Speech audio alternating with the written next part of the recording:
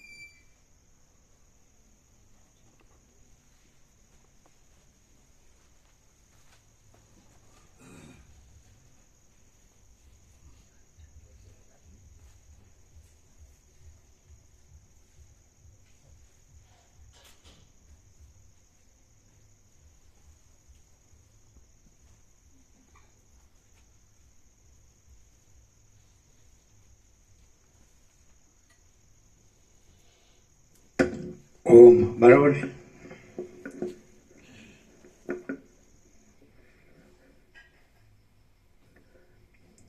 પરમ ચિદાકાશ,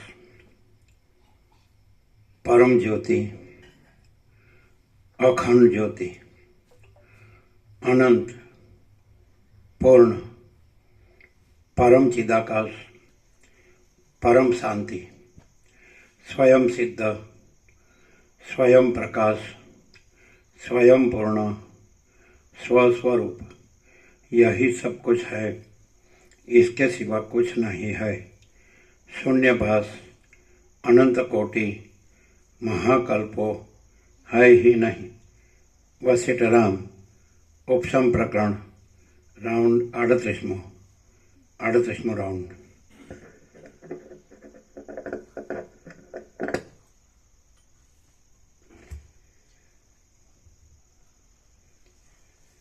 आद्य परब्रह्म सद्गुरु देव की जय। ओम श्री परमात्मने नमः। सद्ग्रंथों शिरोमणि श्री योग वासिष्ठ महारामायण उपशम प्रकरण पेज नंबर 736 736 सर्ग 72मो। पंचभूतवाળા દેહને માટે હર્ષ શોક મિથ્યા છે। આ 72મા સર્ગમાં શરીર પંચભૂતોના જ વિકારરૂપ હોવાથી તેની માટે શોક કે મોહ આદિ કરવું યોગ્ય નથી એમ કહેવામાં આવશે। વશિષ્ઠ બોલ્યા, હે રામ, દેહ જન્મતા તમે જન્મ્યા નથી અને દેહ નષ્ટ થતા તમે નષ્ટ થવાના નથી। તમે પોતાના સ્વરૂપમાં નિષ્કલંક જ છો અને તમારે દેહની સાથે કશો સંબંધ નથી। જેમ બોરથી ભરેલું કુંડું ફૂટી જતા કુંડું અને બોર બંને નષ્ટ થઈ ગયા એ કલ્પના વ્યર્થ છે, અને જેમ ઘડો ફૂટી જતા ઘડો અને ઘડાનું આકાશ બંને નષ્ટ થઈ ગયા એ કલ્પના વ્યર્થ છે, તેમ દેહ નષ્ટ થઈ જતા દેહ અને આત્મા બંને નષ્ટ થઈ જાય છે એ કલ્પના વ્યર્થ છે। વિનાશ પામવાના સ્વભાવવાળો આ દેહ નષ્ટ થઈને પંચભૂતમાં મળી જાય છે, તેમાં હું નષ્ટ થઈ જાઉં છું એમ માનીને જે પુરુષ ખેદ કરે તે આંધળા ચિત્તવાળા પુરુષને ધિક્કાર છે। જેમ રાસનો અને રથનો સંબંધ એમાંથી કોઈને સ્નેહ કે ઉદ્વેગ કરાવે એમ નથી, તેમ દેહ, ઇન્દ્રિય તથા ચિત્ત ઇત્યાદિનો અને ચૈતન્યનો સંબંધ એમાંથી કોઈને સ્નેહ કે ઉદ્વેગ કરાવે છે એમ નથી। જેમ તળાવના કાદવનો અને તળાવના નિર્મળ પાણીનો સંબંધ પરસ્પરના પ્રેમ વિનાનો જ છે, તેમ દેહ તથા ઇન્દ્રિયો ઇત્યાદિનો અને આત્માનો સંબંધ પરસ્પરના પ્રેમ વિનાનો જ છે. જેમ વનમાં ચાલ્યા જતા પ્રવાસી લોકો વનના માર્ગના સંયોગની અહમતા મમતા કરતા નથી અને તે માર્ગના વિયોગથી ખેદ કરતા નથી, તેમ સમજુ પુરુષોએ દેહના અને જીવના સંયોગની અહમતા મમતા કરવી યોગ્ય નથી અને તેના વિયોગનો ખેદ કરવો યોગ્ય નથી. જેમ કલ્પિત પિશાચ મોઢું ફાડવાથી બાળકને થતા ભયના વિકારો કેવળ ખોટી કલ્પનાથી જ ઊભા થાય છે, તેમ લોકોને દેહના સંબંધથી થતા સુખ આદિ વિકારો કેવળ ખોટી કલ્પનાથી જ ઊભા થયેલા છે. થોડું માઇક વધારે નીચું છે, થોડું ઊંચું મોઢાની પાસે રાખો.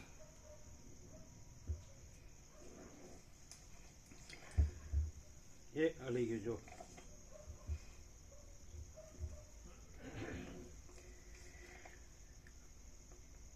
જેમ ઝાડની એક શાખામાંથી જ જુદી જુદી વિચિત્ર પૂતળીઓ બને છે, તેમ પંચભૂતમાંથી જ આ જુદા જુદા દેહો બનેલા છે. જેમ લાકડાની ભારીમાં લાકડા વિના બીજું કંઈ જોવામાં આવતું નથી, તેમ આ દેહમાં પંચભૂતના સમુદાય વિના બીજું કંઈ જોવામાં આવે એમ નથી.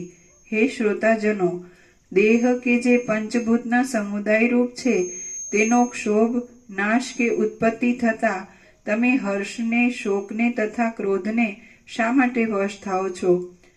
સ્ત્રી એવું નામ ધરાવનારો ક્ષણભંગુર પંચભૂતનો સમુદાય કે જેમાં પુરુષો જેમ પતંગિયા અગ્નિમાં પડે છે તેમ પડે છે, તેમાં અને પુરુષ એવું નામ ધરાવનારા ક્ષણભંગુર પંચભૂતના સમુદાયમાં શી વિશેષતા છે?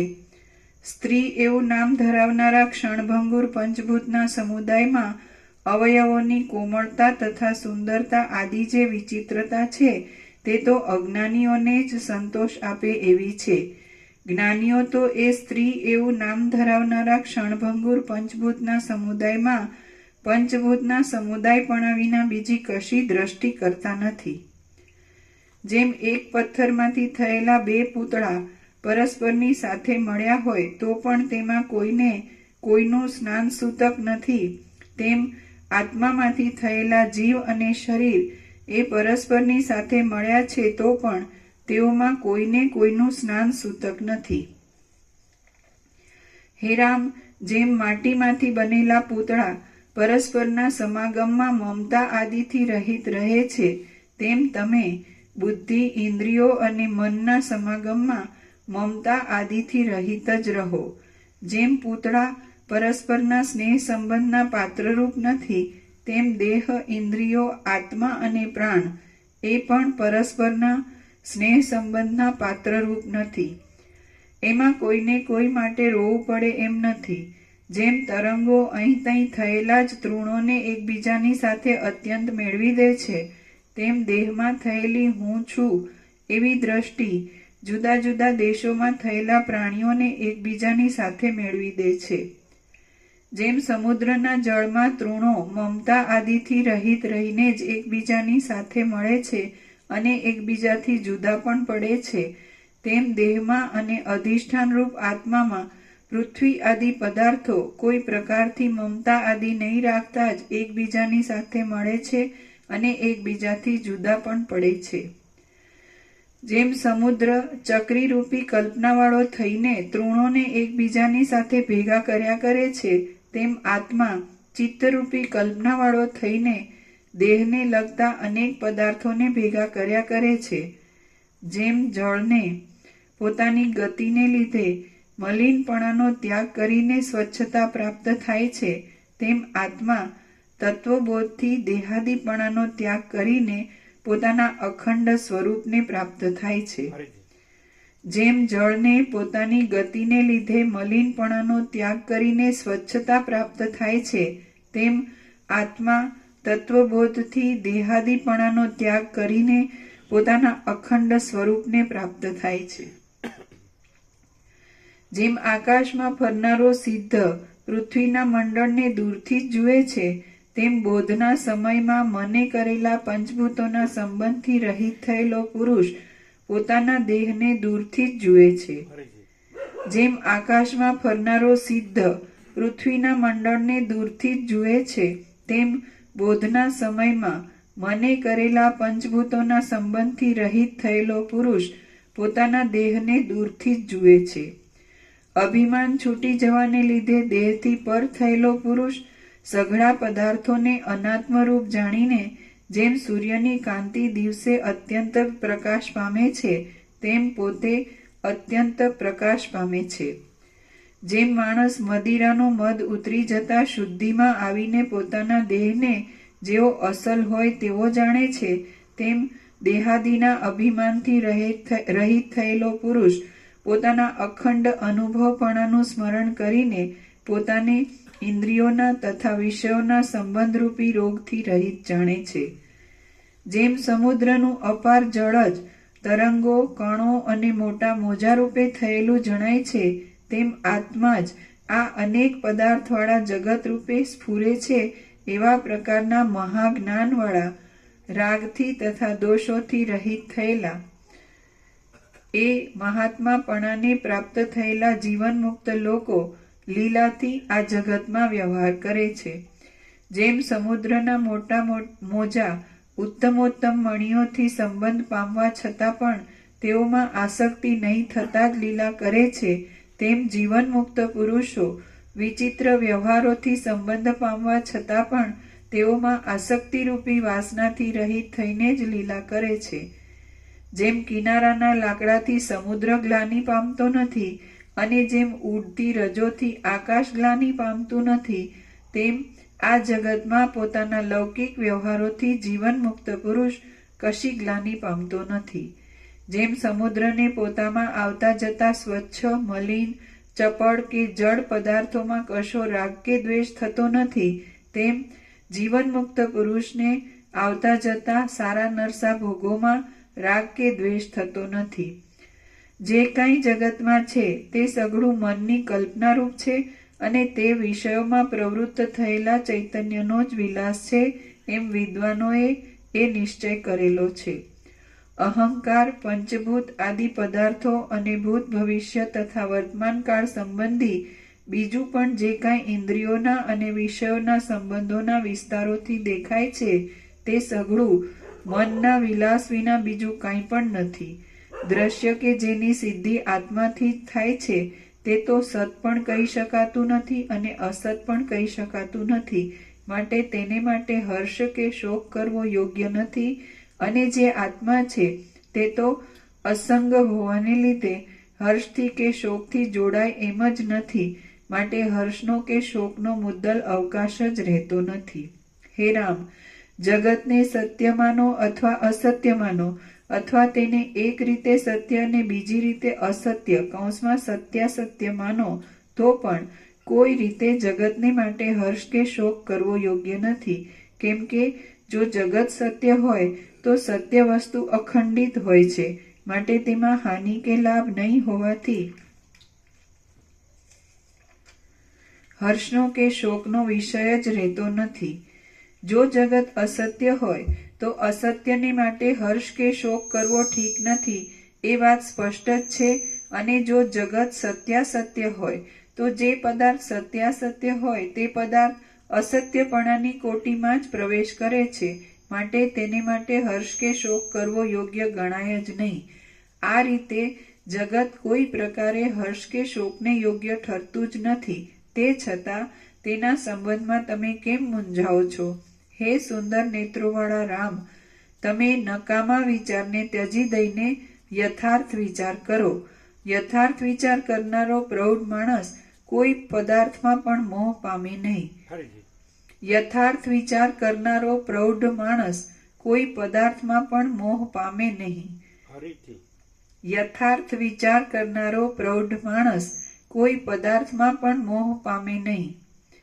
ઇન્દ્રિયોનો અને વિષયોનો સંબંધ થતા જે સુખ અનુભવમાં આવે છે, તે સુખને ઇન્દ્રિયો તથા વિષયોરૂપી ઉપાધિઓનો ત્યાગ કરીને વિચારીએ તો તે સુખ કેવળ અનુભવ રૂપ જ અવશેષ રહે છે, અને જે અનુભવ છે તે સર્વથી સારભૂત બ્રહ્મ જ છે એમ કહેવાય છે. ઇન્દ્રિયોનો અને વિષયોનો સંબંધ થતા જે સુખ થાય છે તેનું જો અજ્ઞાનને લીધે વિષયાકાર વૃત્તિથી ગ્રહણ કરવામાં આવે તો તે સુખ સંસાર આપે છે, અને તેનું જો જ્ઞાનને લીધે બ્રહ્મ ભાવનાથી ગ્રહણ કરવામાં આવે તો તે સુખ મોક્ષને આપે છે. ઇન્દ્રિયોનો અને વિષયોનો સંબંધ થતા જે સુખ અનુભવવામાં આવે છે તે જો કે આત્માનું જ સ્વરૂપ છે, તો પણ તેને જો વિષયોના સંબંધથી થયેલું છે એવા અધ્યાસથી ગ્રહણ કરવામાં આવે તો તે બંધનરૂપ છે, અને જો એ સુખ સ્વાભાવિક જ છે પણ વિષયોના સંબંધથી મનની સ્થિરતા થતા માત્ર પ્રકટ થયું છે એવી પાકી શ્રદ્ધાથી ગ્રહણ કરવામાં આવે તો તે મુક્તિરૂપ જ છે એમ કહેવામાં આવે છે. ઇન્દ્રિયોનો અને વિષયોનો સંબંધ થતા જે સુખ અનુભવવામાં આવે છે તે સુખ જો પોતાના લાભથી હર્ષને કે પોતાના નાશથી શોકને ઉત્પન્ન કરનાર ન થાય તો તે મુક્તિ જ છે એમ વિદ્વાનો કહે છે. ઇન્દ્રિયોનો અને વિષયોનો સંબંધ થતા ઇન્દ્રિયોરૂપી તથા વિષયરૂપી ઉપાધિઓથી રહિત જે અખંડ પૂર્ણાનંદના સ્ફુરણરૂપ અનુભવ થાય છે તેનું જ અવલંબન કરીને તમે સંસારથી રહિત થાઓ. અખંડ અનુભવનું અવલંબન કરવાથી અજ્ઞાન જતું રહે છે, જ્ઞાનનો પ્રકાશ થાય છે, અને એ જ અનુભવ જીવન મુક્તિ એ નામથી કહેવાતી તુર્યાવસ્થા થાય છે. હે રામ, ઇન્દ્રિયોના અને વિષયોના સંબંધથી થતો અનુભવ આત્મબુદ્ધિને લીધે ઇન્દ્રિયોરૂપી તથા વિષયરૂપી ઉપાધિઓથી રહિત થતા કૌંસમાં તુર્યાવસ્થા થતા એવો આત્મા અવશેષ રહે છે કે જે આત્મા સ્થૂળ નથી, સૂક્ષ્મ નથી, પ્રત્યક્ષ નથી, તેમજ ન દેખાય તેવો પણ નથી, જે ચૈતન્યના આશ્રયરૂપ નથી, જડ નથી, અસત નથી, ઉત્પત્તિથી સત્તાવાળો નથી, હું કહેવાતો નથી, અન્ય કહેવાતો નથી, એકપણારૂપ ગુણવાળો નથી, અનેક નથી અને અનેક વાળો નથી, તે સમીપમાં રહેલો નથી, દૂર રહેલો નથી, સત્તાનો આશ્રય નથી, નથી એમ પણ નથી, પામવા યોગ્ય નથી, નહીં પામવા યોગ્ય નથી, સર્વરૂપ પણ નથી અને સર્વવ્યાપક પણ નથી, વચનથી નહીં કહી શકાય એવો હોવાને લીધે પદાર્થોની પંક્તિમાં નથી, પદાર્થથી જુદો પણ નથી, પંચભૂતના સ્વભાવવાળો નથી અને પંચભૂત રૂપ પણ નથી, કેમ કે 5 જ્ઞાનેન્દ્રિયોથી અને 6ઠ્ઠા મનથી જે કાંઈ વિષયોરૂપી જગત અનુભવવામાં આવે છે તેથી ન્યારું આત્મ સ્વરૂપ જગતની અંદરના કોઈ પદાર્થરૂપ કે કોઈ પદાર્થ જેવું હોય જ નહીં. વાસ્તવિક રીતે જોનારા જ્ઞાનીને જગત જેવું કૌંસમાં બ્રહ્મરૂપ છે તેવું જ દેખાય છે. સઘળું જગત બ્રહ્મમય જ છે. જગતનો કોઈ પણ અંશ બ્રહ્મથી ભિન્ન નથી. આત્મા પૃથ્વીમાં કઠિનપણા રૂપે રહેલો છે, જળમાં પ્રવાહ રૂપે રહેલો છે, તેજમાં પ્રકાશ રૂપે રહેલો છે, વાયુમાં ગતિ રૂપે રહેલો છે અને આકાશમાં અવકાશ રૂપે રહેલો છે. માટે જે કાંઈ જગત છે તે સઘળું આત્મા જ છે. હે રામ, વસ્તુઓની જે સત્તા છે તે સત્તા ચૈતન્યની સત્તાથી ભિન્ન નથી. જગત ચૈતન્યથી જુદું છે એમ જો બોલવામાં આવે તો તે ઘેલાનું જ બોલવું છે. સઘળા કાળમાં અનંત કલ્પોના ક્રમમાં અને મધ્યમાં પણ જે જગતો છે તથા તે જગતોમાં જીવોના જે જવા આવવા છે તે સઘળા આત્મા જ છે. આત્મા વિના બીજું કાંઈ છે જ નહીં. હે મહાત્મા રામ, તમે એ પ્રમાણે બુદ્ધિ રાખો અને તે બુદ્ધિથી સંસારને તરી જાઓ. શ્રી યોગ વાસિષ્ઠ મહારામાયણમાં ઉપશમ પ્રકરણનો મોક્ષ સ્વરૂપોપદેશ નામનો સર્ગ 72મો સમાપ્ત. સર્ગ 73મો. અહંકાર નષ્ટ થતા મુક્તિ પ્રાપ્ત થાય છે. આ 73મા સર્ગમાં 2 અહંકાર ગ્રહણ કરવા યોગ્ય છે, ત્રીજો અહંકાર ત્યાગ કરવા યોગ્ય છે અને 3 અહંકાર ટળી જતા મુક્તિ જ પ્રાપ્ત હોવાને લીધે તેની ઈચ્છા જ કરવાની રહેતી નથી એમ કહેવામાં આવશે. વસિષ્ઠ બોલ્યા, હે રામ, જેમ દેવતાઓ ચિંતામણીના તત્વને જાણવાથી ચિંતામણીને મેળવે છે તેમ મહાત્મા પુરુષો દ્વૈતનો ત્યાગ કરીને આવો વિચાર કરવાથી પોતાના સ્વરૂપમાં રહેવા રૂપી મુક્તિ મેળવે છે. હવે એક બીજો વિચાર કરું છું કે જે વિચારરૂપી દ્રષ્ટિથી તમે આત્માને અવિચળ દેખશો અને દિવ્ય દ્રષ્ટિવાળા થશો. આકાશ હું છું, સૂર્ય હું છું, દિશાઓ હું છું, પાતાળ હું છું, દૈત્યો હું છું, દેવો હું છું, લોકો હું છું અને ચંદ્ર આદિની કાંતિ હું છું. વળી અંધકાર હું છું, વાદળા હું છું, પૃથ્વી હું છું, સમુદ્રાદિ હું છું, રજ હું છું, વાયુ હું છું, અગ્નિ હું છું અને આ સઘળું જગત પણ હું છું. હું કે જે આત્મા છું તે જ સર્વ બ્રહ્માંડોમાં સર્વ સ્થળે રહ્યો છું. હું આ તુચ્છ દેહરૂપ જ નથી અને દેહાદિ મારાથી જુદા પણ નથી. હું કે જે સર્વસ્વ રૂપે એક જ છું, તેમાં મારો પોતાનો જ ભેદ બતાવનાર દ્વૈત કેમ જ હોય? એવી રીતનો નિશ્ચય રાખીને પોતામાં રહેલા આ સઘળા જગતને પોતા રૂપ જ જુઓ. આમ જોવાથી તમે હર્ષને કે શોકને પરવશ થઈને તેઓથી પરાભવ પામશો નહીં.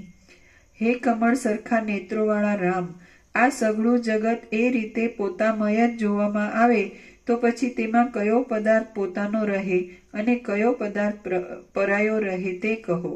હે રામ, જે કાંઈ ઇન્દ્રિયોથી પ્રાપ્ત થાય એવું છે તે આત્માથી જુદું રહે કે?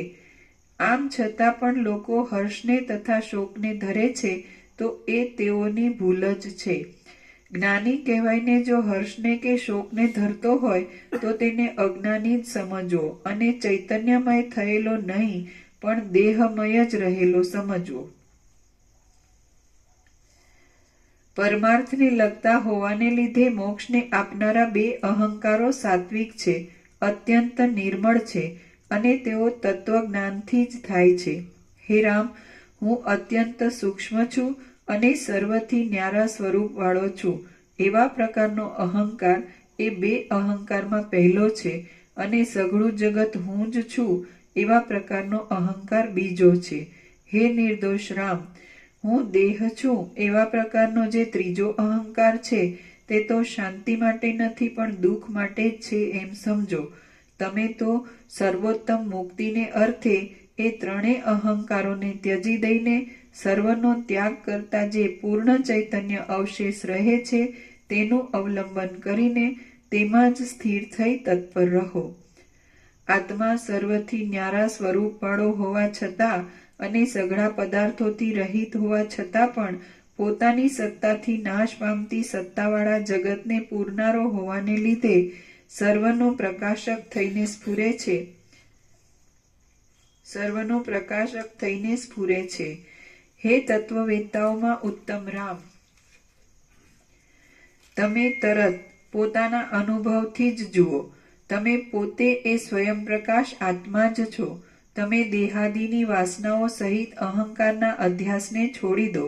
હે રામ, અનુમાનથી કે વેદના વચનોથી જણાય છે એમ નથી પણ અનુભવથી પ્રત્યક્ષ જ છે. સર્વકાળમાં સર્વ પ્રકારોથી જે કોઈ છે તે સઘળું આત્મા જ છે. ઇન્દ્રિયોથી શબ્દ, સ્પર્શ, રૂપ, રસ તથા ગંધ એ વિષયોના જે જ્ઞાન થાય છે તેમાં ઇન્દ્રિયોરૂપી તથા વિષયોરૂપી ઉપાધિઓનો ત્યાગ કરતા જે અખંડ અનુભવ અવશેષ રહે છે તે સ્વયં પ્રકાશ આત્મા જ છે. એ આત્મા કાર્ય પણ નથી, કારણ પણ નથી, સૂક્ષ્મ પણ નથી, સ્થૂળ પણ નથી અને કાર્યકારણોના મધ્યમાં કે સ્થૂળ સૂક્ષ્મોના મધ્યમાં પણ નથી. આમ છતાં પણ જે કાંઈ છે તે સઘળું આત્મા જ છે. જે બોલે છે તે આત્મા જ બોલે છે પણ તેને કોઈ બોલી શકતું નથી. હે રામ, આ જે જગત છે તે સઘળું એ આત્માથી ભિન્ન નથી. તમે અખંડ આત્માનું અવલોકન કરો. આ આત્મા છે ને આ અનાત્મા છે એવી રીતનો સંજ્ઞાઓનો ભેદ પણ એ આત્માએ જ પોતામાં કલ્પેલો છે. જો કે ત્રણેય કાળમાં સ્વયં પ્રકાશ એ આત્મા સર્વત્ર રહેલો છે તો પણ કેવળ અત્યંત સૂક્ષ્મપણાને લીધે અથવા અત્યંત મોટાપણાને લીધે લોકોના જાણવામાં આવતો નથી.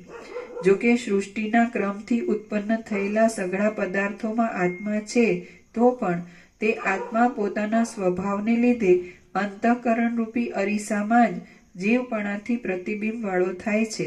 જેમ પવન સઘળા આકાશમાં રહેલો હોવા છતાં પણ પંખાને હલાવવાથી પ્રકટ થાય છે તેમ આત્મા સર્વદા સર્વ પદાર્થોમાં રહેલો હોવા છતાં પણ અંતઃકરણના ઉદયથી પ્રકટ થાય છે. વ્યાપક ચૈતન્યરૂપ આત્મા સર્વમાં રહેલો છે. કોઈ અમુક પદાર્થમાં જ છે એમ નથી. જેમ સત્તા સર્વ પદાર્થોમાં છે તેમ આત્મા સર્વ પદાર્થોમાં છે.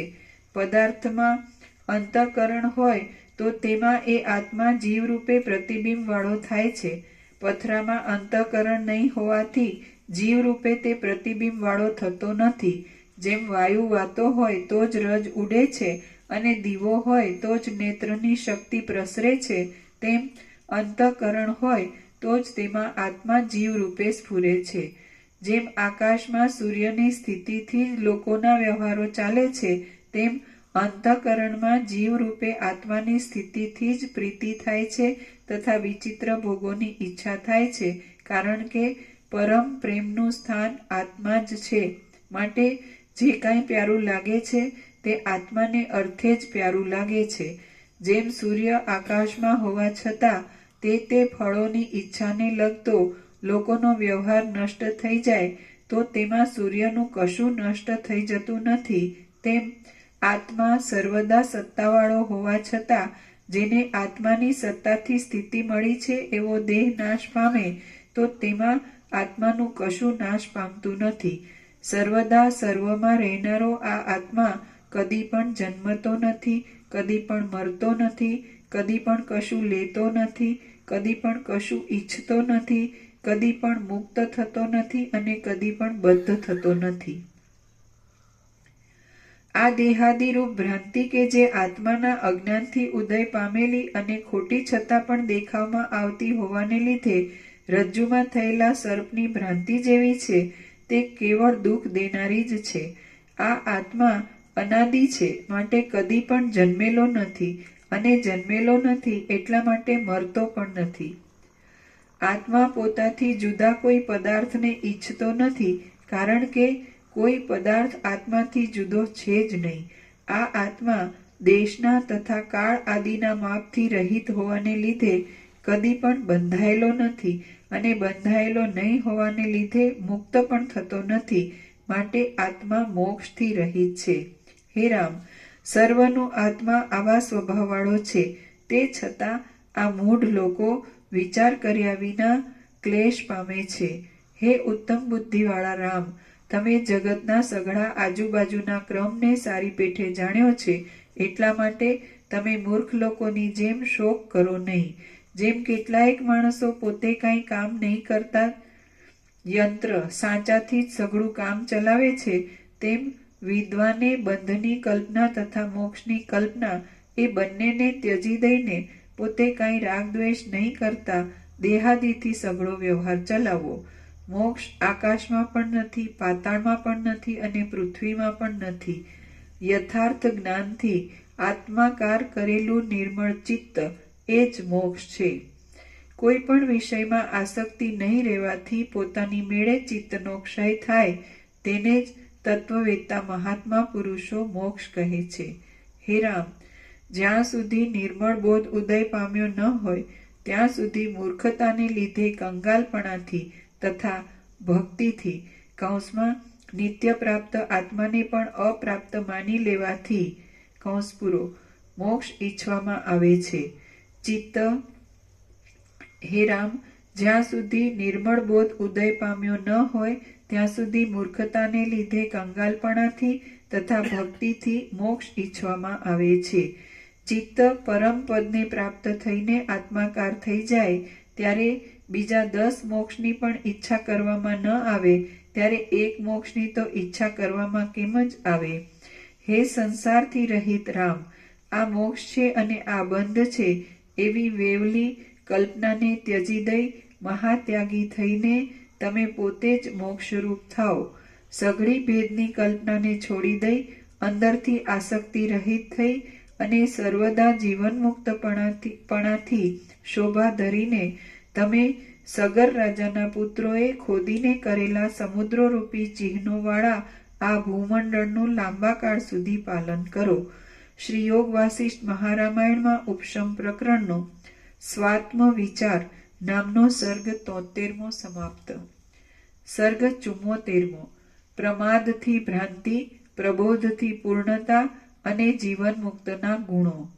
આ 74મા સર્ગમાં પ્રમાદથી સંસારરૂપી ભ્રાંતિ થવાનું, પ્રબોધથી પૂર્ણતા થવાનું અને જીવન મુક્તના ગુણોનું વિસ્તારથી વર્ણન કરવામાં આવશે.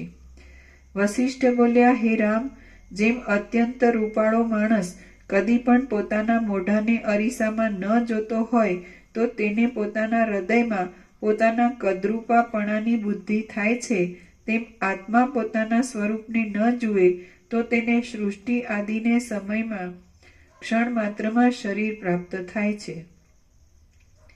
જેમ મદિરાનો થોડોક સ્વાદ લેવાથી પણ મદ ઉત્પન્ન થાય છે, તેમ શરીરમાં અહમતાના થોડાક અધ્યાસથી પણ આ ખોટી છતાં પણ મોટી અને મોટા પેટવાળી રાગદ્વેષ રૂપી ખટપટ ઉત્પન્ન થાય છે.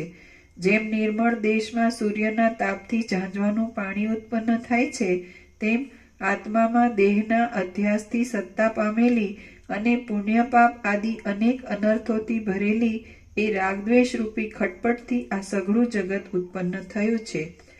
આત્મારૂપી સમુદ્ર મન, બુદ્ધિ, અહંકાર, વાસના અને ઇન્દ્રિયો એ નામોરૂપી ચિહ્નોવાળા પોતાના જ તરંગોથી સ્ફુરે છે. ચિત્તનો અને અહંકારનો ભેદ કહેવા માત્ર જ છે, પણ વાસ્તવિક રીતે નથી.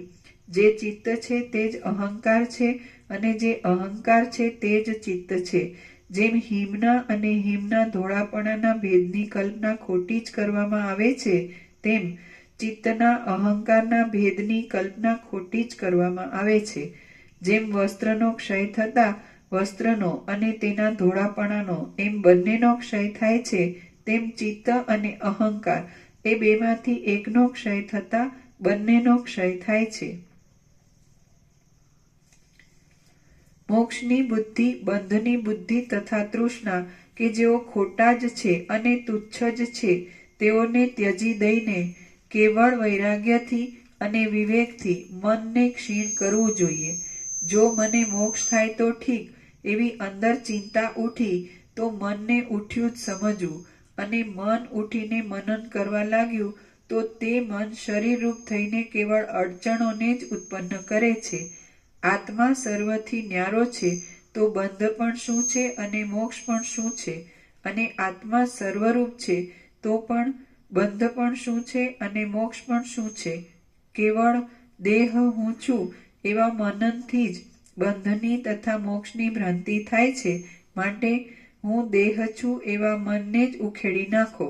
વાયુ ગતિરૂપ ધર્મવાળો હોવાને લીધે જ્યારે દેહરૂપી વૃક્ષમાં ચાલવા લાગે છે, ત્યારે હાથ, પગ તથા જીભ આદિ અંગોરૂપી પાંદડાની પંક્તિ ડોલવા લાગે છે. આત્મા દેહના અંગોને ચલાવનારો છે એમ સમજવું નહીં. જેમ વાયુ વૃક્ષમાં પાંદડાની પંક્તિને ડોલાવે છે, તેમ દેહમાં અંગોની પંક્તિને પણ એ જ હલનચલન કરાવે છે. જેમ મેરુ પર્વત પોતાથી પણ ડોલતો નથી અને પવનોથી પણ ડોલતો નથી, તેમ સર્વવ્યાપક અને સૂક્ષ્મ આત્મચૈતન્ય પોતાથી પણ ડગતું નથી અને કોઈથી પણ ડગતું નથી. સર્વ પદાર્થોમાં પ્રતિબિંબિત થયેલું હોવા છતાં પોતાના સ્વરૂપમાં જ રહેલું ચૈતન્ય જ્ઞાન વડે દીવાની જેમ આ જગતને પ્રકાશિત કરે છે. હે શ્રોતાજનો, આ પ્રમાણે હોવા છતાં અવળી બુદ્ધિવાળા તમને લોકોને આ દેહ હું છું, આ અંગો મારા છે અને આ સ્ત્રી પુત્રાદિ મારા છે એવા પ્રકારનો મહા દુઃખદાયી આ વ્યર્થ મોહ તે કેવો ઉત્પન્ન થયો છે. અવિદ્યારૂપી મોટી નદીના મોજા અથડાવાથી ઉત્પન્ન થયેલી ભ્રાંતિથી જ દેહમાં ચેતનપણું અને આત્મામાં કર્તા ભોગતાપણું જોવામાં આવે છે.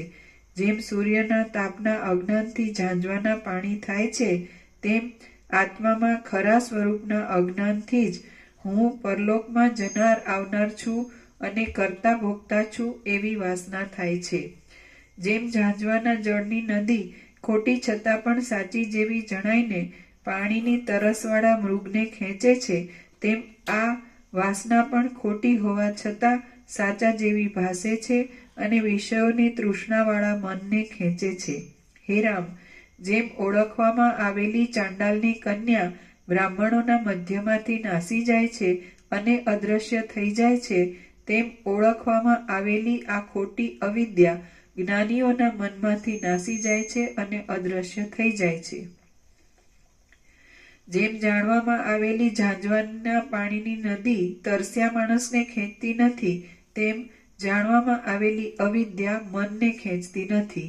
હે રામ, જેમ દીવાથી અંધકારની ઘટા નષ્ટ થઈ જાય છે અને પ્રકાશ પ્રાપ્ત થાય છે, તેમ આત્માના બોધથી વાસના નષ્ટ થઈ જાય છે અને પરમ આનંદરૂપી પ્રકાશ પ્રાપ્ત થાય છે.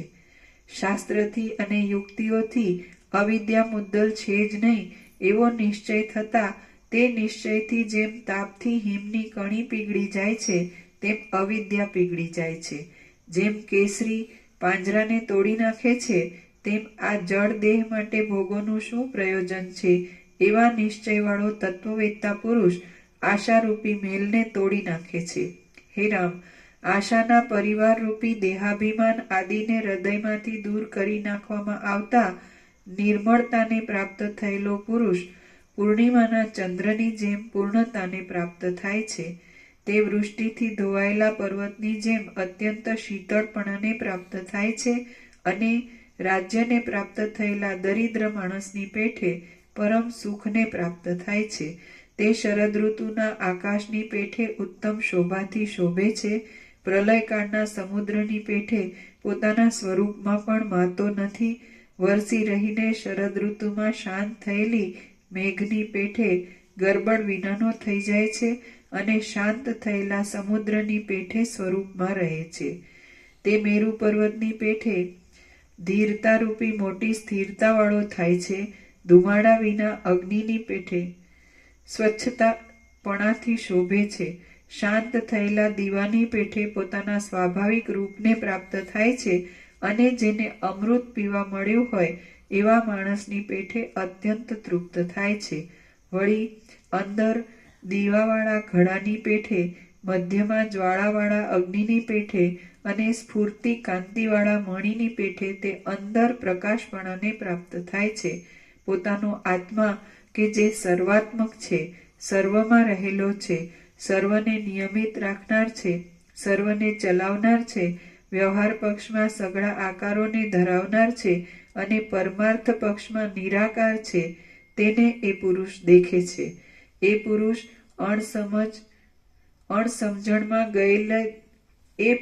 અણસમજણમાં ગયેલી દિવસોની પંક્તિઓ કે જેમાં ચિત્ત કામદેવના બાણોની પંક્તિથી ચપળતા કર્યા કરતું હતું, તેઓનો અત્યંત ઉપહાસ કરે છે. વિષયી લોકોના સંગથી તથા વિષયોના રાગથી અલિપ્ત રહેલો, આત્મામાં જ રુચિવાળો, શાંતપણાથી બેસતો, પૂર્ણ થયેલો, પવિત્ર મનવાળો, રાગ દ્વેષ આદિ દોષોના ભયથી રહિત થયેલો, સંસારરૂપી સમુદ્રને તરી ચૂકેલો, જેમાંથી પાછું વળવું પડતું નથી એવા પદને પામેલો, સર્વોત્તમ શાંતિને તથા અલભ્ય પરમ સ્થાનને પામેલો, જેનો ચરિત્ર મનથી, વાણીથી તથા ક્રિયાથી સર્વ લોકોએ ઈચ્છવા યોગ્ય હોય છે અને જેના આનંદને સર્વ લોકો વખાણે છે એવો, અને જેનો કામરૂપી કાદવનો ડાઘ ધોવાઈ ગયેલો હોય છે, બંધરૂપી ભ્રાંતિ છેદાઈ ગયેલી હોય છે તથા મનનો માનરૂપી તાવ શાંત થઈ ગયો હોય છે, એવો એ જીવન મુક્ત પુરુષ કશું ઈચ્છતો નથી, કોઈથી રાજી થતો નથી, કશું આપતો નથી, કશું લેતો નથી, કોઈની સ્તુતિ કરતો નથી, કોઈની નિંદા કરતો નથી, અસ્ત પામતો નથી, ઉદય પામતો નથી, આનંદ કરતો નથી અને શોક પણ કરતો નથી.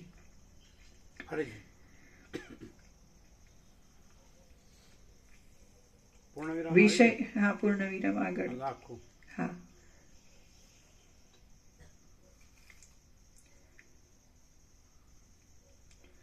પોતાનો આત્મા કે જે સર્વાત્મક છે, સર્વમાં રહેલો છે, સર્વને નિયમિત રાખનાર છે, સર્વને ચલાવનાર છે, વ્યવહાર પક્ષમાં સઘળા આકારોને ધરાવનાર છે અને પરમાર્થ પક્ષમાં નિરાકાર છે.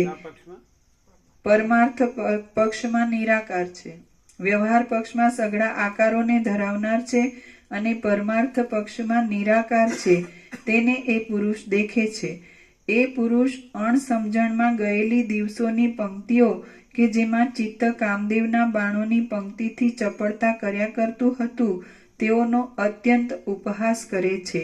વિષયી લોકોના સંગથી તથા વિષયોના રાગથી અલિપ્ત રહેલો, આત્મામાં જ રુચિવાળો, શાંતપણાથી બેસતો, પૂર્ણ થયેલો, પવિત્ર મનવાળો, રાગ દ્વેષ આદિ દોષોના ભયથી રહિત થયેલો, સંસારરૂપી સમુદ્રને તરી ચૂકેલો, જેમાંથી પાછું વળવું પડતું નથી એવા પદને પામેલો, સર્વોત્તમ શાંતિને તથા અલભ્ય પરમ સ્થાનને પામેલો, જેનું ચરિત્ર મનથી, વાણીથી તથા ક્રિયાથી સર્વ લોકોએ ઈચ્છવા યોગ્ય હોય છે તથા જેના આનંદને સર્વ લોકો વખાણે છે એવો, અને જેનો કામરૂપી કાદવનો ડાઘ ધોવાઈ ગયેલો હોય છે, બંધરૂપી ભ્રાંતિ છેદાઈ ગયેલી હોય છે તથા મનનો માનરૂપી તાવ શાંત થઈ ગયો હોય છે એવો એ જીવન મુક્ત પુરુષ કશું ઈચ્છતો નથી, કોઈથી રાજી થતો નથી,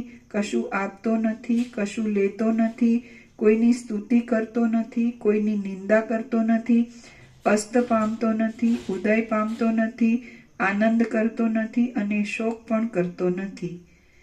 જે પુરુષ સઘળા આરંભોને છોડી દેનારો, સઘળી ઉપાધિઓથી રહિત થયેલો અને સઘળી આશાઓ વિનાનો હોય તે જીવન મુક્ત કહેવાય છે. હે રામ, જેમ મેઘ સઘળા જળો સંપૂર્ણ રીતે ત્યજી દઈને શાંત થઈ જાય છે તેમ તમે સઘળી આશાઓનો ત્યાગ કરીને ચિત્તથી શાંત થઈ જાઓ. ચંદ્રના જેવી શીતળતાવાળી નિસ્પૃહતા અંતઃકરણને જેવું સુખ આપે છે તેવું સુખ આલિંગનથી અંગોમાં વીંટાઈ રહેલી રૂપાળી સ્ત્રી પણ આપતી નથી. હે રામ, આશાઓથી રહિતપણું કે જે સઘળા જગતને શીતળ કરનારું છે તે અંતઃકરણને જેવું સુખ આપે છે તેવું સુખ બાથમાં લીધેલો ચંદ્ર પણ આપતો નથી. જેનું મન આશાઓ દૂર થવાથી સમતા પામેલું હોય છે એવી ઉદાર બુદ્ધિવાળો પુરુષ જેવો શોભે છે તેવો પુષ્પોથી ભરપૂર થયેલી નવીન લતાઓવાળો વસંત પણ શોભતો નથી. નિસ્પૃહપણાથી જેવી શીતળતા મળે છે તેવી શીતળતા હિમાલયથી પણ મળતી નથી, મોતીઓથી પણ મળતી નથી, કેળના થાંભલાઓથી પણ મળતી નથી, ચંદનથી પણ મળતી નથી અને ચંદ્રથી પણ મળતી નથી. નિસ્પૃહપણાથી જેવું પરમ સુખ પ્રાપ્ત થાય છે તેવું પરમ સુખ રાજ્યથી પણ મળતું નથી, સ્વર્ગથી પણ મળતું નથી, ચંદ્રથી પણ મળતું નથી, વસંતથી પણ મળતું નથી અને વાલી સ્ત્રીના આલિંગનથી પણ મળતું નથી. રાજ્ય કરતા, સ્વર્ગ કરતા, ચંદ્ર કરતા, વસંત કરતા અને પ્યારી સ્ત્રીના આલિંગન કરતા પણ નિસ્પૃહપણું વધારે સુખદાયી છે.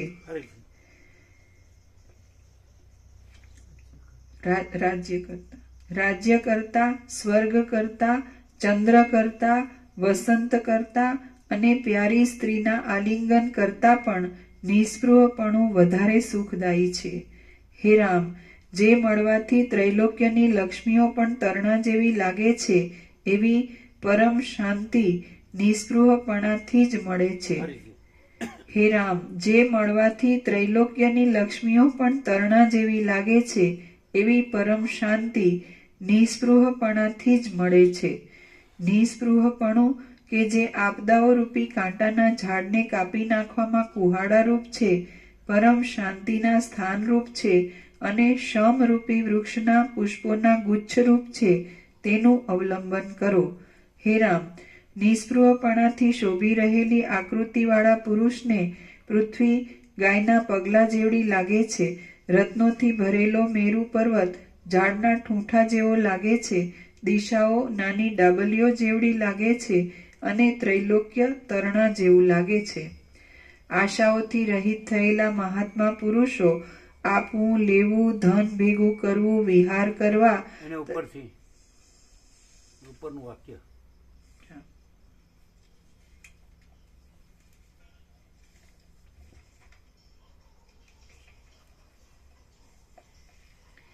હે રામ, નિસ્પૃહપણાથી શોભી રહેલી આકૃતિવાળા પુરુષને પૃથ્વી ગાયના પગલા જેવડી લાગે છે, રત્નોથી ભરેલો મેરુ પર્વત ઝાડના ઠૂંઠા જેવો લાગે છે, દિશાઓ નાની ડાબલીઓ જેવડી લાગે છે અને ત્રૈલોક્ય તરણા જેવું લાગે છે.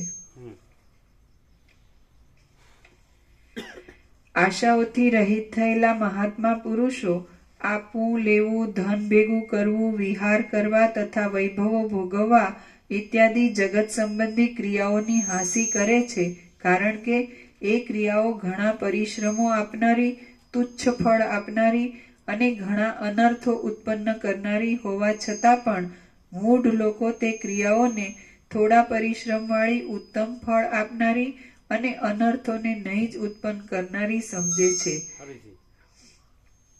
આશાઓથી રહિત થયેલા મહાત્મા પુરુષો આપવું, લેવું, ધન ભેગું કરવું, વિહાર કરવા તથા વૈભવો ભોગવવા ઇત્યાદિ જગત સંબંધી ક્રિયાઓની હાંસી કરે છે, કારણ કે એ ક્રિયાઓ ઘણા પરિશ્રમો આપનારી, તુચ્છ ફળ આપનારી અને ઘણા અનર્થો ઉત્પન્ન કરનારી હોવા છતાં પણ મૂઢ લોકો એ ક્રિયાઓને થોડા પરિશ્રમવાળી ઉત્તમ ફળ આપનારી અને અનર્થોને નહીં જ ઉત્પન્ન કરનારી સમજે છે. જેના હૃદયમાં કદી પણ આશા પગ મૂકતી ન હોય એવા અને તેથી જ ત્રૈલોક્યને તરણાની જેમ ગણનારા પુરુષને કોની ઉપમા આપી શકાય?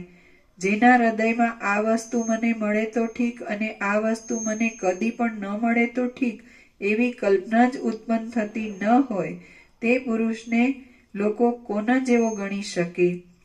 જેને પોતાનું મન સ્વાધીન થઈ ગયું હોય તેને કોઈની ઉપમા લાગુ પડે જ નહીં. હે રામ, નિસ્પૃહપણું કે જે સઘળા સંકટોના છેડારૂપ છે, અત્યંત વિસ્તીર્ણ સુખરૂપ છે અને બુદ્ધિનું પરમ સૌભાગ્ય છે, તેનું અવલંબન કરો. આશાઓનું અવલંબન કરો નહીં. આશાઓ વિવેકનું તથા વિજ્ઞાનનું અપહરણ કરીને લોકોને આત્મસુખમાંથી ભ્રષ્ટ જ કરે છે. જેમ દોડ્યા જતા રથમાં બેઠેલા પુરુષને બંને બાજુ વૃક્ષો ચક્રની પેઠે ગોળ ગોળ ફરતા જણાય છે, એ મિથ્યા ભ્રાંતિ જ છે, તેમ આ જગત પણ મિથ્યા ભ્રાંતિ જ છે એમ સમજો. હે રામ, હું તમને સમજાવું છું તો પણ તમે મેલા ચિત્તથી આ દેહ હું છું અને આ ધન આદિ મારા છે એમ માનીને મૂર્ખની જેમ કેમ મોહ પામો છો? હે રામ, હું તમને સમજાવું છું તો પણ તમે મેલા ચિત્તથી આ દેહ હું છું અને આ ધન આદિ મારા છે એમ માનીને મૂર્ખની જેમ કેમ મોહ પામો છો? આ સઘળું જગત આત્મા જ છે, આમ જુદું કાંઈ છે જ નહીં. ધીર પુરુષો જગતને આત્મારૂપ સમજીને કોઈ જાતની મૂંઝવણ ધરતા જ નથી. હે રામ, સઘળા પદાર્થોને આત્મારૂપ સમજવાથી અથવા મિથ્યા સમજવાથી બુદ્ધિને અત્યંત આશ્વાસન આપનારું નિસ્પૃહપણું પ્રાપ્ત થાય છે. આત્મા કે જે હોવા ન હોવાના વિવાદથી રહિત છે અને સર્વના આદિમાં તથા અંતમાં અધિષ્ઠાનપણાથી રહેનાર છે, તેથી ન્યારો કોઈ પણ પદાર્થ છે જ નહીં એવી ભાવનાને દ્રઢ રાખો. જેમ કેસરી સિંહથી હરણી નાસી જાય છે, તેમ વૈરાગ્યરૂપી વીરતાથી ભરેલા પુરુષથી આ અત્યંત મોહ ઉપજાવનારી સંસાર સંબંધી માયા નાસી જાય છે. પ્રચંડ કામ પ્રકટ કરનારી અને વનમાં ખીલેલી લતાની જેમ અંગોમાં લચકતી જતી રૂપાળી સ્ત્રીને ધીર બુદ્ધિવાળો પુરુષ પથરાની જૂની પૂતળી જેવી જુએ છે.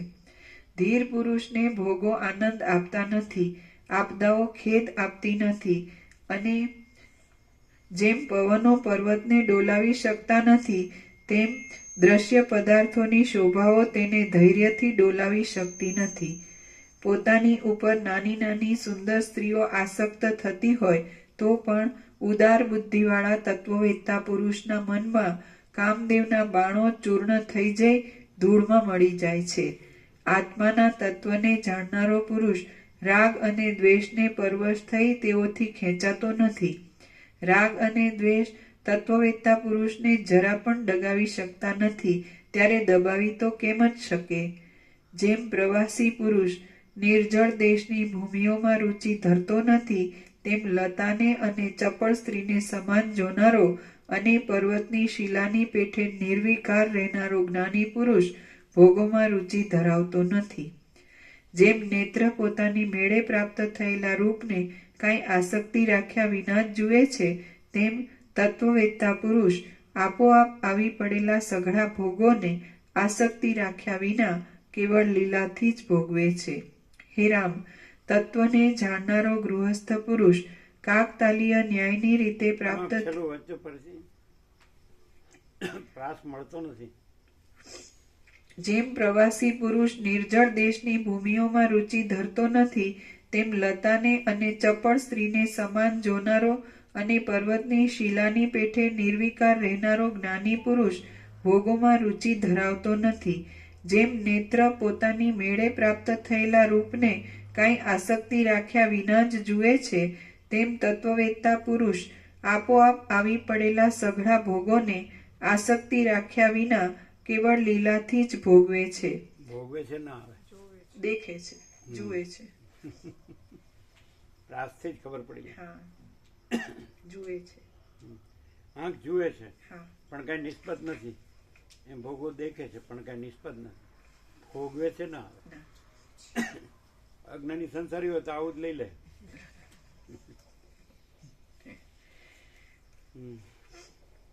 હે રામ, તત્વને જાણનારો ગૃહસ્થ, હવે પાછું એક મિનિટ. જેમ નેત્ર પોતાની મેળે પ્રાપ્ત થયેલા રૂપને કાંઈ આસક્તિ રાખ્યા વિના જ જુએ છે, તેમ તત્વવેત્તા પુરુષ આપોઆપ આવી પડેલા સઘળા ભોગોને આસક્તિ રાખ્યા વિના કેવળ લીલાથી જ જુએ છે. હે રામ, તત્વને જાણનારો ગૃહસ્થ પુરુષ કાકતાલીય ન્યાયની રીતે પ્રાપ્ત થયેલા સ્ત્રી આદિ ભોગોને ભોગવે તો પણ તેથી પોતે હર્ષ પણ ન પામે અને ખેદ પણ ન પામે. જેમ નદીના બે તરંગો મોટા પર્વતને જરા પણ હલાવી શકે નહીં, તેમ સુખ દુઃખો જેણે આત્મતત્વને સારી રીતે જોયું હોય એવા વિવેકી પુરુષને જરા પણ ડગાવી શકતા નથી. સઘળા ભોગોને અનાદરથી જોયા કરતો, કોમળ, જીતેન્દ્રિય, સંતાપોથી રહિત થયેલો અને સર્વ પદાર્થોમાં રહેલા પોતાના જ પદનું અવલંબન કરીને રહેલો જ્ઞાની પુરુષ તે કાળમાં વ્યવહાર સંબંધી યોગ્ય ક્રિયાઓ કર્યા કરતો હોય તો પણ જગતને ઉત્પન્ન કર્યા કરતા છતાં સ્વરૂપમાં જ નિષ્ઠા રાખીને રહેનારા બ્રહ્માની પેઠે વિક્ષેપોથી રહિત જ છે. જેમ દેશ પ્રમાણે, કાળ પ્રમાણે અને ક્રમ પ્રમાણે આવ્યા કરતી ઋતુઓમાં પર્વત કોઈ પ્રકારના ક્ષોભને પ્રાપ્ત થતો નથી, તેમ દેશ પ્રમાણે, કાળ પ્રમાણે અને પ્રારબ્ધના ક્રમ પ્રમાણે આવ્યા કરતા સુખ દુઃખોમાં જ્ઞાની પુરુષ કોઈ પ્રકારના ક્ષોભને પ્રાપ્ત થતો નથી. હે રામ, તત્વને યથાર્થ રીતે જાણનારો પુરુષ વાણી આદિ કર્મેન્દ્રિયોના વ્યાપારોથી વિષયોમાં ડૂબ્યો હોય તો પણ મનથી આસક્તિ વિનાનો જ હોવાને લીધે તેનું મન કોઈ પણ વિષયોમાં ડૂબતું નથી. જો સોનાની અંદર બીજી ધાતુઓના મિશ્રણ રૂપી કલંક હોય તો જ સોનું કલંકિત કહેવાય છે, પણ બહાર કાદવ આદિથી લેપાયેલું હોય તો તેથી કલંકિત કહેવાતું નથી. તેમ જ્ઞાની પુરુષ જો મનથી વિષયોમાં આસક્ત હોય તો જ આસક્ત કહેવાય છે, પણ બહારથી વિષયોને ભોગવતો હોય તો તેથી આસક્ત કહેવાતો નથી. આત્માને શરીરથી જુદો જોયા કરતા વિવેકી પુરુષના સઘળા અંગોને કાપી નાખવામાં આવે તો પણ તેનું કાંઈ કપાઈ જતું નથી. જો બંધુ એકવાર સારી પેઠે ઓળખવામાં આવ્યો તો પાછો તે કદી પણ ભૂલાઈ જતો નથી. તેમ અખંડ પ્રકાશવાળું નિર્મળ આત્મતત્વ જો એકવાર જાણવામાં આવ્યું તો તે જાણેલું જ રહે છે, કદી પણ પાછું ભૂલાઈ જતું નથી. રજ્જુમાં થયેલી સર્પરૂપી ભ્રાંતિ એકવાર ટળી ગઈ તો પછી પ્રાપ્ત થતી જ નથી, તેમ આત્મામાં થયેલી જગતરૂપી ભ્રાંતિ એકવાર ટળી ગઈ તો પછી પ્રાપ્ત થતી જ નથી. જેમ પર્વતના શિખરમાંથી નીકળી ગયેલી વરસાદના પૂરની નદી પાછી તે શિખરમાં આવતી નથી, તેમ જ્ઞાનીના મનમાંથી નીકળી ગયેલી જગતરૂપી ભ્રાંતિ પાછી તે મનમાં કદી પણ આવતી નથી. જેમ અગ્નિના તાપથી તપીને શુદ્ધપણાને પ્રાપ્ત થયેલું સોનું કાદવમાં ડૂબે તો પણ તેની અંદર મેલ જતો નથી, તેમ વિવેકથી શુદ્ધ થઈને બ્રહ્મપણાને પ્રાપ્ત થયેલું જ્ઞાનીનું મન પાછું વ્યવહારોમાં લાગે તો પણ અંદર મેલનું ગ્રહણ કરતું નથી. એકવાર સત્ય જ્ઞાનથી દેહાભિમાન ટળી ગયું તો પછી જ્ઞાનીને વિષયોથી પાછું કદી પણ બંધન થતું નથી. ડીટામાંથી એકવાર તૂટી ગયેલા ફળને કોઈએ ઘણા યત્નો કરીને પણ પાછું તે ડીટામાં ચોંટાડ્યું છે. જેમ નજર પહોંચાડી ચારે બાજુથી છેદન કરીને જુદા પડેલા પથરાને અને મણીને પાછા સાંધવામાં કોઈ સમર્થ નથી, તેમ વિચારથી જુદા પડેલા આત્માને અને અનાત્માને પાછા જોડી દેવામાં કોઈ પણ સમર્થ નથી. આ અવિદ્યા છે એમ જાણવામાં આવ્યા પછી પાછો તે અવિદ્યામાં કોણ ડૂબે? આ ચાંડાલોના ઉત્સવનો સમાજ છે એમ જાણવામાં આવ્યા પછી પાછો કયો બ્રાહ્મણ તે સમાજને જોવા પણ જાય? જેમ શુદ્ધ જળમાં થયેલી દૂધની ભ્રાંતિ વિચાર કરવાથી ટળી જાય છે, તેમ આત્મામાં થયેલી સંસારરૂપી ભ્રાંતિ વિચાર કરવાથી ટળી જાય છે. ઉત્તમ બ્રાહ્મણો જળ સમજીને મદ્યને ત્યાં સુધી જ પીએ છે કે જ્યાં સુધી તે મદ્ય છે એમ જાણવામાં ન આવે, પણ જાણવામાં આવે કે તરત જ તેને ત્યજી દે છે. તેમ સમજુ પુરુષો અનાત્માને આત્મા સમજીને ત્યાં સુધી જ સ્વીકારે કે જ્યાં સુધી તે અનાત્મા છે એમ જાણવામાં ન આવે, પણ જાણવામાં આવે કે તરત જ તેને ત્યજી દે છે. જેમ ચિત્રમાંની સ્ત્રી રૂપ લાવણ્યથી શોભતી હોવા છતાં પણ કેવળ રાતા પીળા રંગોથી જ ગોઠવાયેલી હોવાને લીધે નકામી જ છે, તેમ સાચી સ્ત્રી પણ રૂપથી તથા લાવણ્યથી શોભતી હોવા છતાં પણ કેવળ માંસ તથા અસ્થિઓથી આદિથી જ ગોઠવાયેલી હોવાને લીધે નકામી જ છે એમ તત્વવેત્તાઓ જાણે છે.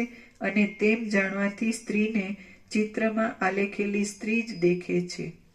જેમ ચિત્રમાં આલેખેલી સ્ત્રીનું કાજળ તથા કસુંબી ઓઢણું આદિ સઘળું કાળા રાતા રંગોમય છે, તેમ જીવતી સ્ત્રીનું પણ કેશ તથા હોઠ આદિ સર્વ કાંઈ માંસાદી નકામા પદાર્થોથી જ બનેલું છે. માટે સ્ત્રીની ઉપર શી આસક્તિ હોય? જેણે ગોળના મધુર રસનો અનુભવ કર્યો હોય તે માણસના તે અનુભવને બદલાવવા સારું કોઈ માણસો તે માણસને ડામ દે અથવા તેના અંગોને કાપવા લાગે તો પણ તે માણસને ગોળના મધુર રસનો જે અનુભવ થયો હોય તે બદલાતો નથી.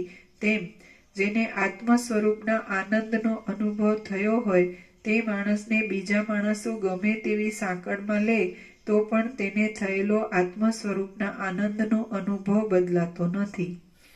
જેમ જાર પુરુષમાં અત્યંત આસક્ત થયેલી સ્ત્રી ઘરના અનેક કામકાજોમાં લાગેલી હોય તો પણ મનમાં એના એ જાર પુરુષના સંગરૂપી અમૃતનો સ્વાદ લીધા કરતી હોય છે, તેથી તેને કોઈ પણ માણસો તે વ્યસનમાંથી દૂર કરી શકતા નથી.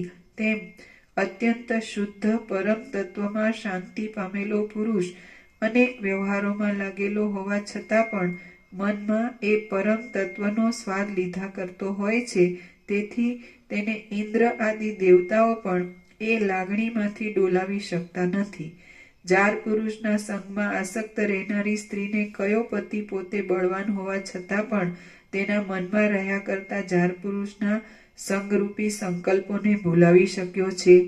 તે જ રીતે જગત સંબંધી સઘળા વિષયના આનંદો જેમાં એક રસ થઈ જાય છે, એવા બ્રહ્માનંદમાં આસક્ત રહેનારા તત્વવેત્તા પુરુષને બીજા કયા લોકોથી અથવા બીજા કયા વિષયોથી પોતે પ્રબળ હોવા છતાં પણ તેના મનમાં રહ્યા કરતા બ્રહ્માનંદ રૂપી મહોત્સવનું વિસ્મરણ કરાવી શકાય? કોઈથી પણ કરાવી શકાય નહીં. જેમ જાર પુરુષના વ્યસનવાળી વહુ સઘળા ખટપટોવાળા ઘરના વ્યવહારને અખંડિત રીતે કર્યા કરતી હોય, કુળના માણસોથી પરતંત્ર હોય અને તેને તેનો ધણી તથા સસરો વઢ્યા કરતા હોય તો પણ તે વહુ મનમાં જાર પુરુષના સંગના આનંદમાં જ મગ્ન રહે છે અને કોઈ દુઃખોને ગણકારતી નથી. તેમ અવિદ્યાથી રહિત થઈને આત્મ સ્વરૂપના આનંદમાં લાગેલો પવિત્ર પુરુષ અખંડિત રીતે વ્યવહાર કર્યા કરતો હોય, વ્યવહારમાં બીજા લોકોથી પરતંત્ર હોય અને તેને કેટલાય દુર્જનો સંતાપતા હોય તો પણ તે પુરુષ મનમાં આત્મ સ્વરૂપના આનંદમાં જ મગ્ન રહે છે અને કોઈ દુઃખોને ગણકારતો નથી. એવો બ્રહ્મવેત્તા પુરુષ કદી પણ આંસુ ખેરીને રોતો નથી, કપાઈ જાય તો પણ કપાતો નથી, બળી જાય તો પણ બળતો નથી અને મરી જાય તો પણ મરતો નથી. વ્યવહાર સંબંધી સુખ દુઃખો રૂપી સન્નિપાતથી રહિત થયેલો અને શરીરના પ્રારબ્ધની ગતિથી ગમે તેવા ભારે સંકટો આવી પડતા પણ તેના ઉપર ધ્યાન જ નહીં આપનારો જીવન મુક્ત પુરુષ ઘરમાં રહે તો પણ ભલે, ઉત્તમ નગરમાં રાજ્ય કરે તો પણ ભલે, મોટા પર્વતની ગુફામાં રહે તો પણ ભલે, ઉજ્જડ જંગલમાં રહે તો પણ ભલે અને તપોવનમાં રહે તો પણ ભલે. શ્રી યોગ વાસિષ્ઠ મહારામાયણમાં ઉપશમ પ્રકરણનો વૈરાગ્યોપદેશ નામનો સર્ગ 74મો સમાપ્ત. પ્રસાદ આપી દે. હવે સીધી જ વાત છે.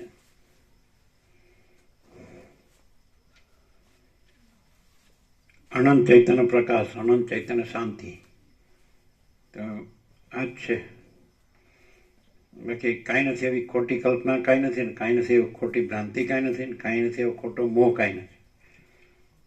એટલે આ જે કાંઈ છે તે સગુણ અનંત ચૈતન્ય પ્રકાશ, અનંત ચૈતન્ય શાંતિ જ છે.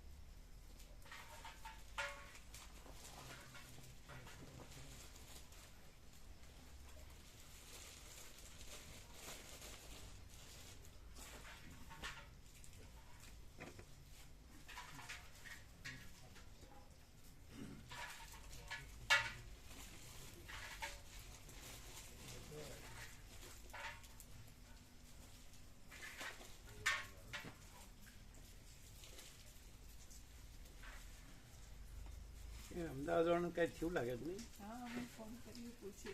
કઈક થયું લાગે છે. હા, 2 ટાઈમ બંધ નથી. કરજો તો કઈ થયું છે કે કઈ કામ આવી ગયું? નહીં તો સવાર અમુક આવે, સાંજે અમુક આવે જ. અને મામા પર તો 2 વાર આવતો. જય પ્રભુ. ઓમ ઓમ ઓમ. કેમ આજે દેખાણા નહીં? હવારે નહીં? કાલે નહીં. કાલે નહીં.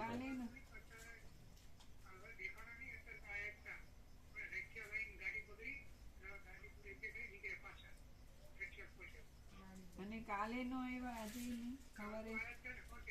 સવારે 2 ટાઈમ નથી આવ્યા. એટલે કઈ થયું હોય કદાચ.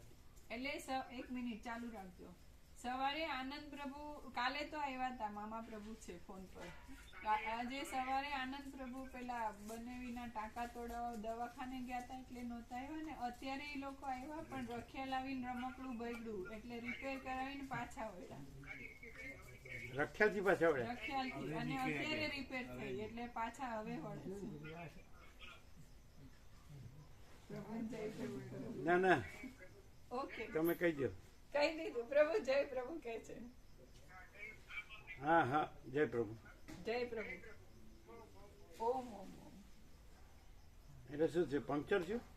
શું થયું? પંચર થયું કે ગાડી બગડી એટલે શું થયું? હા શું થયું? ગાડી બગડી એટલે શું?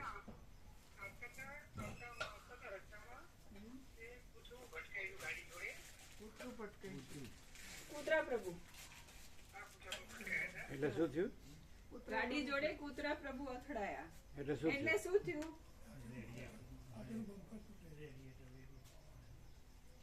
મામા પ્રભુ શું થયું?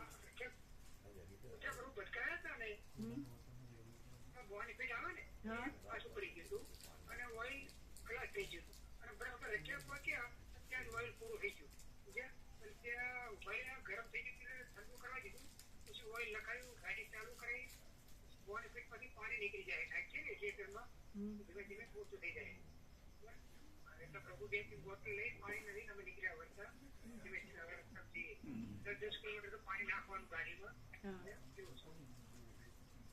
એટલે ઓઇલ નું તૂટી ગયું ને તો ગાડી તપી ગઈ હતી.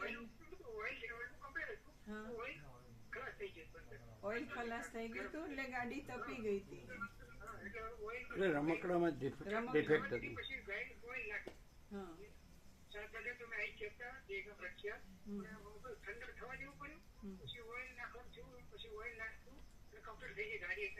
એટલે રમકડામાં જ ડિફેક્ટ. હા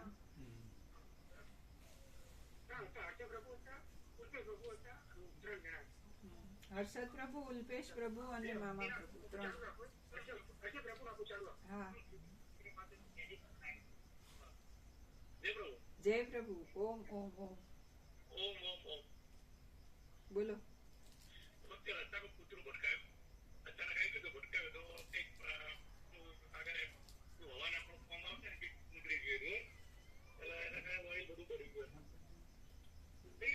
બેસજો બેસજો.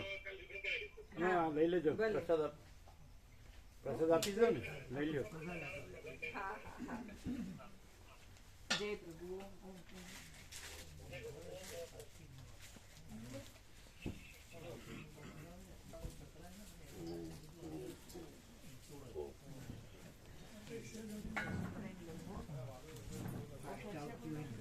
ના એટલે અચાનક કૂતરા પ્રભુ.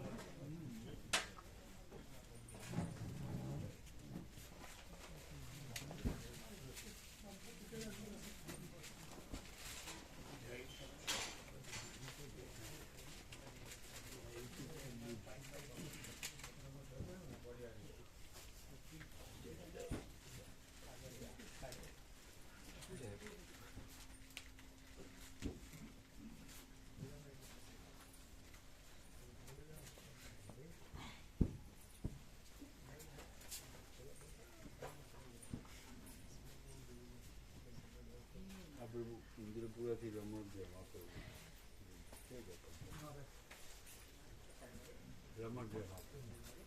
ઇન્દ્રપુરાથી રમણદેવ આપ્યું. માડી જીવત માડી હમણાં દેવ થઈ ગયા ને અમે. અને આ ઇન્દ્રપુરાના ભાણા પ્રભુ જર્મની રહ્યું છે, જર્મની. અને નાનપણમાં ઇન્દ્રપુરા રામધૂનમાં બહુ આવતા. એમનું સ્વામીજી બહુ યાદ આવતા તે કિમી એટલે ભગવાનનો વ્યાપક વાર્ષિકોત્સવ આપો. આપીએ. એ સવારે હજુ તત્વો લઈને પછી જવાના. અત્યારે આપો.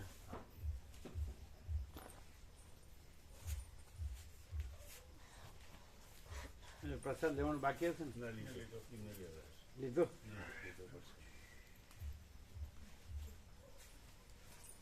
સદગ્રંથ બધા વાંચતા હશે. એમનું વાંચન નહીં. હા વચનામૃત ને એવું એ પ્રસાદ.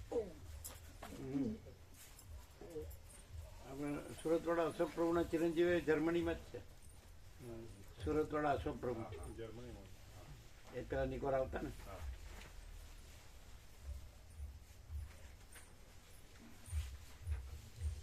11 વર્ષથી છે.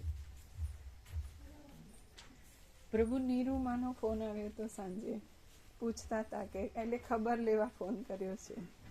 પછી કે અહીંયા બહુ ઠંડી છે, તમને તો બધાને ભગવાનની આમાં હૂંફ ફેર છે. પડે લાગે છે નહીં? અત્યારે આવી ગયા. બાકી પેલા કે ને મતલબ એને યાદ નથી રહેતું પ્રભુ, પણ હવે ધીરે ધીરે ફરક પડશે એવું લાગે છે. હમણાં અહીંયા આવી ગયા. બાકી એને પહેલા દરરોજ કહેતો પ્રભુને પ્રણામ કરીને જ જવાનું, પણ એને પાછું તરત ભૂલી જવાતું હતું. હવે થોડુંક ના, યાદ પણ રહેશે. આમ બેસે છે ને સાંભળે છે. હા સાંભળે છે. એટલે આ તો ચોખ્ખું છે એટલે હા. ખ્યાલ આવે. મધર ટંગમાં માતૃભાષામાં ગુજરાતીમાં સરસ બધું આવી જાય. ક્યારે આવ્યો હતો? સાંજે આ તત્વબોધ ચાલુ થાય પહેલા થોડી જ વારે શું કીધું? તો કે અહીંયા ઠંડી બહુ, પેલા કીધું ખબર લેવા ફોન કર્યો છે ખાલી, પછી કે અહીંયા ઠંડી બહુ છે, પછી કે તમે બધા ભગવાનની હૂંફમાં છો. એટલે કીધું હા, અમને તો ખબર જ નથી પડતી શું ચાલે છે એવું તમે કંઈક. કીધું? હા. પછી કે અમે પૂછ્યું કે પેલા બેન તમને મળ્યા કોઈ સેવા કરનારા? એટલે કે હા મળ્યા છે, મોટી ઉંમરના માડી છે, ચોખ્ખાઈ સારી રાખે છે અને વ્યવસ્થિત સેવા કરે છે. અને પ્રસાદ માટે એમનો એમ કે પૌત્ર કે ભાણો આપી જાય છે આવીને એમને, અને અમે વધ્યું હોય આપીએ છીએ એમને, એ માડીને પ્રસાદ માટે. શું બનાવીએ? અમે વધ્યું હોય દાળ શાક એવું તો આપીએ છીએ, અને એમનો પૌત્ર લાવીએ છે, રોટલી ને છાશ ને એવું આપી જાય. અને કે એમની એક જ ખામી છે, બજર મોઢામાં રાખીને વાત કરે છે. પછી પૂછતા હતા કે શું, એટલે અમે કીધું નર્મદા પરિક્રમાનો 21 દિવસનો પ્રોગ્રામ થશે એટલું કીધું. પણ એમને પછી હા 7 ના દિવસનું કીધું કેવાનું. હા એ નહીં પૂરી ના, કે ખાલી ખબર લેવા જ ફોન કર્યો હતો એટલું કર્યું. પછી એમણે મૂકી દીધું. ભગવાનની હૂંફમાં એમ કીધું. હા, અહીંયા કે બહુ ઠંડી છે, તમે બધા ભગવાનની હૂંફમાં છો.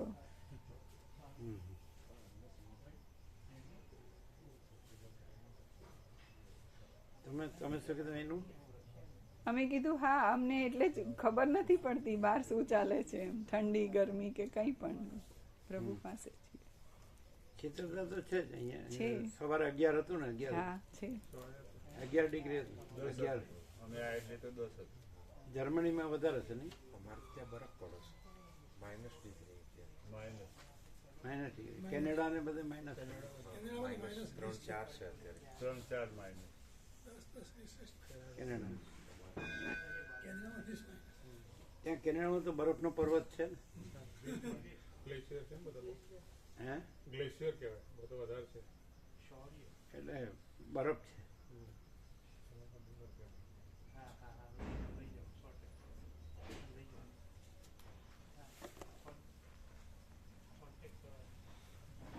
અશોકપ્રભુ આવે છે ને? અશોકપ્રભુ એના ચિરંજીવ ત્યાં, એ 2 જણ ત્યાં. હમણાં એમને ત્યાંથી આવ્યા પછી પેલા ગિરી બાપુ શિવ કથા કર્યો ને, સૌરાષ્ટ્રના ગિરી બાપુ છે ને, શિવ કથા કરે. સૌરાષ્ટ્ર મૂળ પણ રસોઈ અત્યારે નવસારી બાજુ એમનું મંદિર ને એવું બધું કંઈક બનાવે છે ને, ગૌશાળા ને બધું. તે ઓમજા એમનું વતન ઓમજા, તો ઓમજામાં કથા કરાવી એમને. તે બધું જોયું એમ કે અમે આખી બધા અમે બધા જોઈએ છીએ, તો આપણા સ્વામીજી જેવું છે ચોખ્ખું છે ખ્યાલ? એમ કે બધા પૈસાની જ બોલબાલા હોય છે જો જઈએ તો, અને માનપાનની હોય, ભાવ બોલાતા હોય કથાના, એવું બધું પ્રવૃત્તિ પ્રપંચ હોય. ત્યારે અહીંયા શાંતિ, અહીંયા આવીને ખૂબ આનંદ આવે. દર્શન કરાયો બધા. એટલે અજવાડે આવ્યા છે. હા, પહેલા આવ્યા હતા. કેટલા વાગે? શોધના આવ્યા. 3 વાગ્યા. દર્શન કર્યું ને? હા, દર્શન કર્યા ને બધા. અહીં તો કાંઈ કર્યા વગર સહજ પરમ શાંતિ. હા, હું પેલા તમારું દર્શન કરવા માટે નિકોરા નિકોરા આવેલા. આવ્યો હતો. નિકોરા આવેલા. નિકોરા સરસ હતું. હા. આંબાવાડી આંબાવાડી સામે કબીરવડ હતો. નર્મદા નર્મદા ફૂલ હતું. ત્યાં એવું દર્શન કરવા તમારે ત્યાં આવ્યો એ સરસ. વર્ષો થઈ ગયા. હા, વર્ષો થઈ ગયા. હું જે વખતે જવાનો હતો ને એ વખતે એના આગલા મહિને હું મારે જવાનું નક્કી થઈ ગયું હતું, એટલે હું પછી તમારું દર્શન કરવા ત્યાં આવ્યો હતો. એ તો 19 વર્ષ આનંદ કર્યો. 1993 થી 2012. 2000. હા.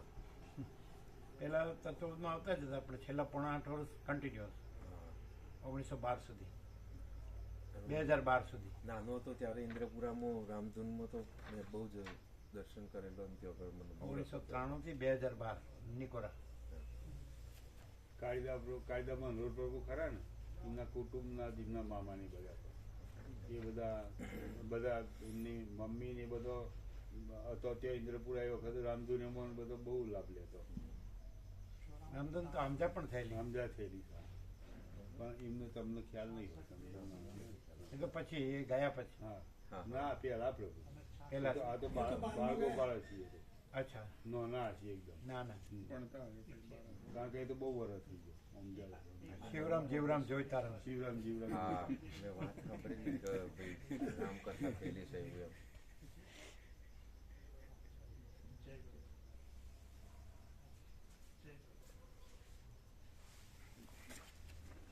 પ્રસાદ લઈ લીધો ને છે ને બધું ઓઢવા પાછળ.